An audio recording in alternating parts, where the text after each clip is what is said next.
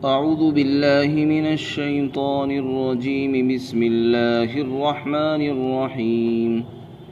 وَلَقَدْ نَادَانَا نُوحٌ فَلَنِعْمَ الْمُجِيبُونَ وَنَجَّيْنَاهُ وَأَهْلَهُ مِنَ الْكَرْبِ الْعَظِيمِ وَجَعَلْنَا ذُرِّيَّتَهُ هُمُ الْبَاقِينَ وَتَرَكْنَا عَلَيْهِ فِي الْآخِرِينَ. سَلَامٌ عَلَى نُوحٍ فِي الْعَالَمِينَ إِنَّا كَذَلِكَ نَجْزِي الْمُحْسِنِينَ إِنَّهُ مِنْ عِبَادِنَا الْمُؤْمِنِينَ ثُمَّ أَغْرَقْنَا الْآخَرِينَ. اور یقیناً ہم کو نوح علیہ السلام نے پکارا یعنی دعا کی تو ہم کیا ہی خوب دعا کو قبول کرنے والے ہیں، اور ہم نے نوح علیہ السلام کو اور ان کے گھر والوں کو بڑے غم سے نجات عطا فرمائی، اور ہم نے ان کی اولاد کو ہی باقی رکھا، اور ہم نے ان کے لیے بعد میں آنے والے لوگوں کے اندر یہ روایت قائم کر دی کہ وہ سلام کرے نوح علیہ السلام پر دنیا جہان کے اندر. یقیناً ہم اسی طرح بدلہ دیتے ہیں نیک کام کرنے والوں کو، اور نوح علیہ السلام واقعتاً ہمارے مومن بندوں میں سے تھے، اور پھر ہم نے دوسرے لوگوں کو پانی میں غرق کر دیا. حضرت نوح علیہ السلام اللہ کے مشہور پیغمبر ہیں. حضرت آدم علیہ السلام کے بعد لوگ ایک ہی دین پر اور ایک ہی شریعت پر تھے، کوئی کفر و شرک اور آپس کا اختلاف نہیں تھا. 1000 سال تک اسی طرح رہے. حضرت آدم علیہ السلام کے بعد بہت سے نبی آئے، حضرت شیش علیہ السلام، حضرت ادریس علیہ السلام، اور بھی دوسرے انبیاء جن کو اللہ نے مناسب سمجھا، منظور فرمایا، ان کو بھیجا. لیکن جب ایک لمبا عرصہ گزر گیا تو پھر لوگ کفر اور شرک میں مبتلا ہو گئے. شیطان نے لوگوں کو شرک پر ڈال دیا اور شرک کی تلقین کرنے لگا، یہاں تک کہ لوگ بت پرستی کے عادی بن گئے. سب سے پہلے پیغمبر جو بت پرستی کے خلاف توحید کی دعوت دینے کے لیے مبعوث کیے گئے وہ حضرت نوح علیہ السلام تھے. انہوں نے ایک لمبے عرصے تک اپنی قوم کو دعوت دی، توحید دی، اور ان کی اصلاح کے لیے کوششیں کرتے رہے. ان کی قوم مسلسل ان کا انکار کرتی رہی، ان کو جھٹلاتی رہی، ان کو ستاتی رہی، ان کا مذاق اڑاتی رہی. حضرت نوح علیہ السلام کا یہ واقعہ سورہ ہود کے اندر تفصیل کے ساتھ اللہ نے ذکر فرمایا. سورہ نوح کے اندر بھی ہے، اور اس صورت میں بھی ہے، سورہ شعراء میں بھی ہے. مختلف صورتوں کے اندر مختصر طور پر ہے، لیکن سورہ ہود کے اندر تفصیل کے ساتھ اللہ نے اس کو ذکر فرمایا. چنانچہ سورہ ہود کے اندر واقعہ ذکر کرتے ہوئے اللہ نے فرمایا کہ ہم نے نوح علیہ السلام کو ان کی قوم کے پاس بھیجا کہ تم یہ کہو کہ میں تمہارے لیے کھلم کھلا ڈرانے والا ہوں، اور تم اللہ کی عبادت کرو، اور میں تم پر ایک دردناک عذاب کا اندیشہ کرتا ہوں. تو ان کی قوم کے جو کافر سردار تھے وہ کہنے لگے کہ ہم تو آپ کو اپنے ہی جیسا ایک انسان سمجھتے ہیں، یعنی تم اپنے آپ کو نبی اور پیغمبر بتا رہے ہو تو نبی تو کوئی فرشتہ ہونا چاہیے. ان کی سوچ اور خیال یہ تھا کہ نبی تو کوئی انسان نہیں، فرشتہ ہونا چاہیے، اور تم انسان ہی ہو تو بھلا تم نبی کیسے ہو سکتے ہو؟ تو ان کا یہ کہہ کر انہوں نے انکار کیا. اسی طرح کہنے لگے تمہارے جو کہنا مانتے ہیں، تمہارے پیچھے چلنے والے جو لوگ ہیں وہ بھی انتہائی گھٹیا قسم کے چھوٹی ذات کے لوگ ہیں، رذیل بادی الرائے، سرسری طور پر بس انہوں نے ایک مرتبہ بات سنی فوراً مان لی، نہ وہ گہرائی میں جاتے ہیں نہ گہرائی سے سوچنے والے ہیں. تو جو عقل مند پڑھے لکھے سمجھدار لوگ ہیں وہ تو آپ کی بات نہیں مانتے، تو ہم آپ کی بات کیسے مان لیں؟ آپ کے پیچھے چلنے والے عموماً وہ لوگ ہیں جو سرسری طور پر بات کو لے لیتے ہیں اور رذیل اور گھٹیا ہیں. اور تیسری بات یہ کہی انہوں نے کہ تم کو ہمارے اوپر کوئی فضیلت بھی حاصل نہیں ہے، نہ مال کے اعتبار سے تم ہمارے سے زیادہ ہو، نہ اولاد میں، نہ خاندان میں کوئی ایسی اونچی حیثیت تم کو حاصل ہے، بلکہ ہم تو یہ سمجھتے ہیں کہ تم جھوٹے ہو. اس طرح کر کے انہوں نے انکار کیا. حضرت نوح علیہ السلام کا ان کے ساتھ مباحثہ ہوا، بحث ہوئی، بات چیت ہوئی، اور انہوں نے ان کو سمجھایا، لیکن ان کی بات سمجھ میں نہیں آئی، اور ایک لمبے عرصے تک ان کو دعوت دیتے رہے۔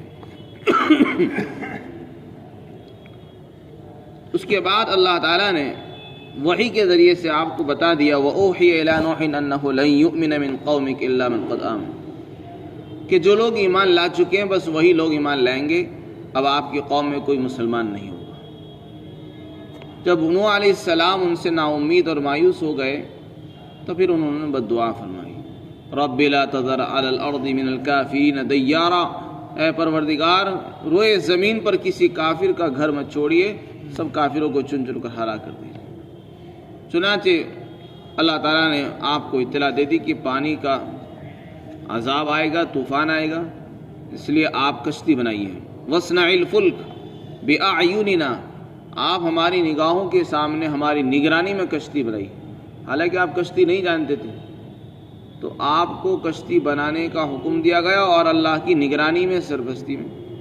چنانچہ اوپر وحی کے ذریعے سے آپ کو بتایا جاتا رہا، جیسے جیسے آپ کو بتایا جاتا آپ اسی طریقے سے کشتی بنا دیا کرتے تھے۔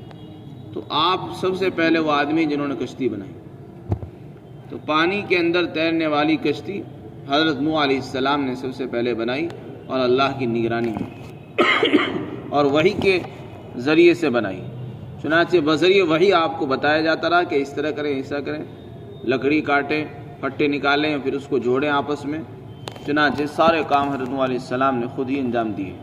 اسی کو قرآن کہہ رہا ہے بِأَعْيُنِنَا وَوَحْيِنَا، آپ کشتی ہماری نگرانی میں اور بذریعہ وحی، ہماری وحی کے ذریعے سے بنائیے، اور کسی کافر اور ظالم سے بات بھی مت کیجیے۔ چنانچہ جب آپ کشتی بنا رہے تھے تو لوگ گزرتے تھے کہ نوح یہ کشتی کہاں چلاؤ گے، یہاں تو ریگستان ہے، یہاں تو پانی بھی نہیں ہے۔ اس طرح جو ہے وہ ٹھٹا کرتے تھے، مذاق کرتے تھے گزرتے۔ فرمایا کلما مر علیہ ملأ من قومہ سخروا منہ، آپ کشتی بنا رہے، ریگستان میں ہے، نہ کہیں پانی ہے نہ کوئی نہر ہے، لوگ مذاق کرتے تھے کہ یہاں تو پانی بھی نہیں، کہاں چلاؤ گے۔ قال ان تسخروا منا فإنا نسخر منکم کما تسخرون، تو نوح علیہ السلام نے فرمایا کہ آج تم ہمارا مذاق اڑا رہے ہو، کل ہم تمہارا مذاق اڑائیں گے۔ تم یہ کہہ رہے ہو کہ کہاں چلاؤ گے، جب وہ چلے گی اور پھر تم بتانا کہ کہاں چل رہی ہے۔ فسوف تعلمون، تمہیں پتہ چل جائے گا جس دن من یأتیہ عذاب یخزیہ ویحل علیہ عذاب مقیم، جب عذاب آئے گا اس کو معلوم ہو جائے گا۔ چنانچہ اس کے بعد عذاب آیا، اللہ تعالیٰ نے نوح علیہ السلام کو حکم دے دیا کہ جو ایمان والے ہیں آپ ان کو اپنی کشتی میں سوار کر لیں، اور اپنے گھر والوں میں سے جو مسلمان ہیں ان کو بھی سوار کر لیجیے۔ آپ نے سب کو سوار کر لیا، اس میں آپ کے گھر کے لوگ بھی تھے اور دوسرے مسلمان بھی تھے۔ اسی طرح اللہ تعالیٰ نے حکم دیا احمل فیہا من کل زوجین اثنین، کہ ہر جانور کے جوڑوں کو لے لیجیے، جانوروں کے جوڑے بھی آپ نے رکھ لیے اس میں، اور انسانوں کے بھی رکھ لیے آپ نے۔ اس طریقے سے مسلمانوں کو اللہ تعالیٰ نے اس کشتی کے ذریعے سے نجات عطا فرمائی۔ اس کے بعد تنور سے پانی نکلنا شروع ہوا۔ حضرت نوح علیہ السلام کے زمانے میں ایک تنور تھا، وہاں سے عذاب کی شروعات ہوئی اور اسی سے سب سے پہلے پانی نکلا۔ وفارت تنور، تنور کا ذکر قرآن کریم میں بھی موجود ہے۔ وفارت تنور، جب اللہ کا حکم آیا تو سب سے پہلے جو عذاب شروع ہوا تو وہ تندور سے ہوا، وہاں سے پانی نکلا، بس یہ علامت تھی کہ عذاب شروع ہو گیا۔ چنانچہ زمین نے اپنے دہانے کھول دیے، آسمان نے اپنے دہانے کھول دیے، اور خوب پانی برسا، اوپر سے بھی زمین سے بھی، زمین نے بھی پانی اگل دیا، اور آسمان سے بھی خوب بارشیں ہونے لگی، یہاں تک کہ جتنے بھی لوگ تھے سب ڈوب گئے اور مر گئے۔ یہ ایک طوفان نوح کہلاتا ہے، مشہور طوفان ہے جس کے ذریعے سے اللہ نے سارے انسانوں کو ہلاک کر دیا، اور صرف وہی لوگ باقی رہ گئے جو کشتی میں سوار تھے۔ اس کے بعد کئی دنوں کے بعد کشتی پہاڑی جودی پہاڑ پر اتری اور لوگ نیچے آئے۔ جو لوگ نیچے اتر کر آئے ان میں سے کچھ مسلمان بھی تھے، انہوں نے اپنی زندگی پوری کی اور اس کے بعد وہ مر گئے۔ صاحب روح المعانی نے لکھا ہے کہ وہ لوگ تو مر گئے، اور حضرت نوح علیہ السلام کی اولاد میں 3 بیٹے تھے جو مسلمان ہو گئے تھے۔ ایک کا نام تھا سام، اور ایک کا نام تھا حام، اور تیسرے کا نام تھا یافس۔ ترمذی شریف کے اندر حضرت سمورہ بن جندب رضی اللہ عنہ کی روایت ہے کہ آپ صلی اللہ علیہ وسلم نے فرمایا کہ سام عربوں کا جد اعلیٰ ہے، یعنی ان کا دادا ہے، اور حام جو ہے وہ حبشیوں کا جد اعلیٰ ہے، اور یافس یہ رومیوں کا یعنی گورے لوگوں کا جد اعلیٰ ہے، آپ نے ارشاد فرمایا۔ اسی طریقے سے اور بھی روایتیں اسی طرح کی ترمذی میں موجود ہیں۔ تو حضرت نوح علیہ السلام کے تذکرے میں آپ نے فرمایا کہ ان کے جو 3 بیٹے اس میں سوار تھے، اس میں یہ تھے سام، حام اور یافس۔ ان 3 بیٹوں سے ہی پوری دنیا میں نسل چلی ہے۔ چنانچہ آپ نے فرمایا کہ سام سے عرب پیدا ہوئے، جتنے بھی عرب کے لوگ ہیں وہ سب حضرت سام کی اولاد سے ہیں، اور جتنے بھی کالے لوگ ہیں وہ حام کی اولاد سے ہیں، اور جو گورے لوگ ہیں وہ یافس کی اولاد میں سے۔ اسی کو قرآن کریم کہہ رہا ہے کہ جب حضرت نوح علیہ السلام کے زمانے میں طوفان آیا تو سب لوگ مر گئے، سب کی نسلیں ختم ہو گئی۔ اب اگر کوئی نسل چلی ہے وہ حضرت نوح علیہ السلام سے ہی چلی، اسی لیے نوح علیہ السلام کو آدم ثانی کہتے ہیں، دوسرا آدم۔ ایک آدم پہلے تھے، ان کی اولادیں تھیں، لیکن ان کی اولادیں تو ان میں سے بہت سی ختم ہو گئی، بس جو نسل چلی ہے وہ نوح علیہ السلام سے باقی رہ گئی۔ انہی 3 بیٹوں سے پوری دنیا میں نسل چلی، اسی لیے حضرت نوح علیہ السلام کو آدم ثانی کہتے ہیں، اور باقی مسلمانوں سے کوئی نسل نہیں چلی۔ یہاں بھی قرآن کریم نے جو انعامات ذکر فرمائے ہیں ان میں سے سب سے پہلے تو یہ فرمایا کہ نوح علیہ السلام نے ہم کو پکارا اور ہم نے ان کی دعا کو قبول فرمایا، اور ہم بہترین قبول کرنے والے ہیں اور جواب دینے والوں میں سب سے بہتر ہیں۔ پکارنے والے، فریاد کو سننے والے، بہترین فریاد سننے والے ہیں۔ اور اسی طرح دوسری بات یہ ارشاد فرمائی کہ اور لوگوں کو تو ہم نے غرق کر دیا، لیکن نوح علیہ السلام کو اور مسلمانوں کو ہم نے بڑے غم سے نجات دی۔ یہ غم کی بات ہے، خاندان تباہ ہو گیا، نسلیں تباہ ہو گئی، گھر مٹ گیا ہے، اس غم سے اللہ تعالیٰ نے نوح علیہ السلام کو نجات دی۔ اور تیسرا انعام یہ ذکر فرمایا کہ ہم نے نوح علیہ السلام کی اولاد کو ہی باقی رکھا۔ اب اس وقت روئے زمین پر جتنے بھی انسان ہیں وہ سب حضرت نوح علیہ السلام کی ہی اولاد سے کہلائیں گے۔ قرآن کریم کے بیان سے یہ بات معلوم ہوتی ہے کہ ان کی اولاد کو ہی ہم نے دنیا میں باقی رکھا ہے، اب جو موجود ہیں سب انہی کی نسل سے ہیں۔ وَتَرَكْنَا عَلَيْهِ فِي الْآخِرِينَ، اس کے بعد فرمایا اور ہم نے ان کے لیے بعد میں آنے والے لوگوں میں یہ بات جاری کر دی اور روایت قائم کر دی کہ وہ یہ کہیں سلام علی نوح فی العالمین۔ چنانچہ بعد میں جتنے بھی انبیاء علیہم السلام آئے سب حضرت نوح علیہ السلام کو سلام کرتے تھے اور ان کو سلام بھیجتے تھے، ان کے لیے سلامتی کی دعا کرتے تھے۔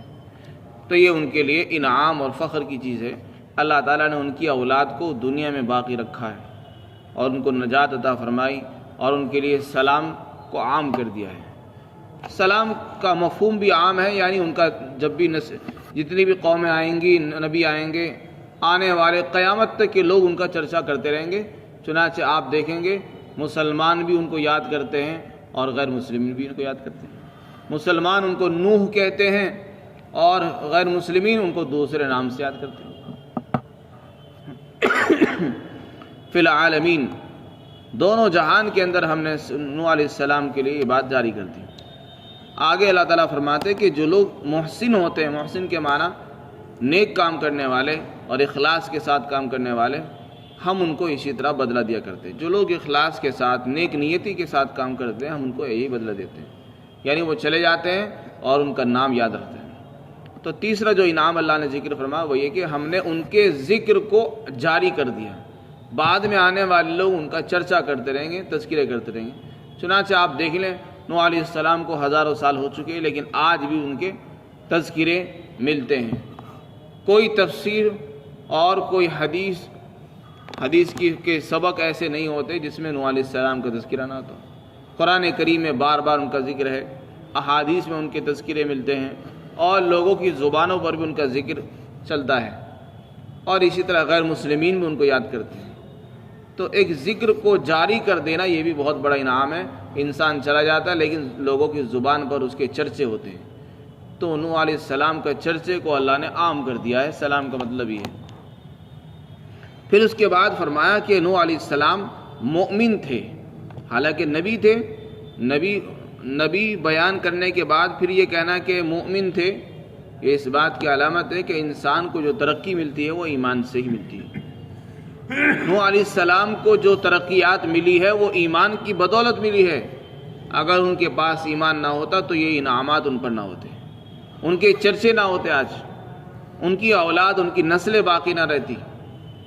آج جو نسل باقی ہے وہ ایمان کی بنیاد پر ان کی نسل باقی ہے۔ آج ان کے جو چرچے ہیں وہ ایمان کی بنیاد پر ہیں۔ ان کو جو غم سے نجات ملی وہ ایمان کی بنیاد پر ملی، ورنہ کتنے انسان تھے سب کو غرق کر دیا اللہ۔ حالانکہ نوح علیہ السلام کا ایک بیٹا بھی تھا جو ایمان نہیں لایا، اور ایک بیوی بھی تھی جو مسلمان نہیں ہوئی، وہ پانی میں ڈوب گیا۔ نوح علیہ السلام کا ایک بیٹا غرق ہو گیا، کنعان اس کا نام تھا، وہ غرق ہو گیا، اور 3 بیٹے تھے وہ بچ گئے، جن کا نام سام اور حام اور یافس، اور انہی سے نسل چلتی ہے۔ اس کے بعد فرمایا ثم اغرقنا الآخرین، اور پھر ہم نے بعد والے دوسرے لوگوں کو پانی میں غرق کر دیا ہے۔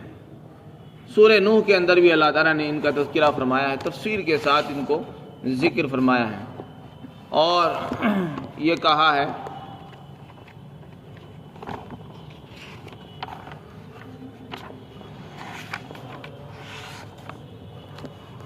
حضرت نوح علیہ السلام کا تذکرہ کرتے ہوئے فرمایا کہ اے میری قوم کے لوگوں، میں تم کو ڈرانے کے لیے آیا ہوں، تم اللہ کی عبادت کرو، اسی سے ڈرو، میری اطاعت کرو۔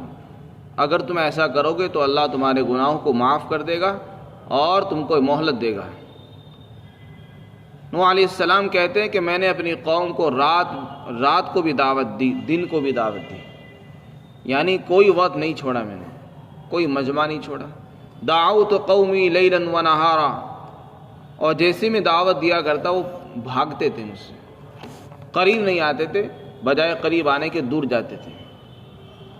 اور جب بھی میں ان کو بلاتا تاکہ ان کی مغفرت ہو جائے تو وہ اپنی کانوں کے اندر انگلیاں ٹھوس لیا کرتے تھے اور کپڑے اپنے چہروں پر ڈال لیا کرتے تھے، اصرار کرتے تھے، تکبر سے کام لیتے تھے، بات سننا بھی گوارا نہیں کرتے تھے۔